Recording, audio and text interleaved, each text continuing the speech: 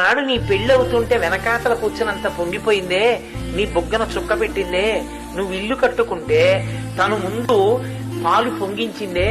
మా అన్నయ్య ఇల్లు కట్టుకున్నాడు, మా అన్నయ్య ఇల్లు కట్టుకున్నాడని అంత పరవశించిపోయిందే, తన భర్త నెలకి 50,000 తెచ్చేవాడైనా తోడ పుట్టినటువంటి వాడు పీటల మీద కూర్చుని మంగళహారతి ఇచ్చినప్పుడు కట్టం కింద వేసిన 1000 రూపాయలు మిగిలిన వాళ్ళతో పంచుకుని తనకొచ్చిన 200 ఎంతో పదిలంగా దాచుకుందే. ఇంత అమూల్యమైన ప్రేమ కలిగి ఇంత ఆప్యాయంగా బ్రతకగలిగినటువంటి వాళ్ళు దేనికి కొట్టుకోవాలి ఇంకా సగటు జీవితం? కనీసం మిగిలిన జీవితం సంతోషంగా కలుసుకున్నప్పుడు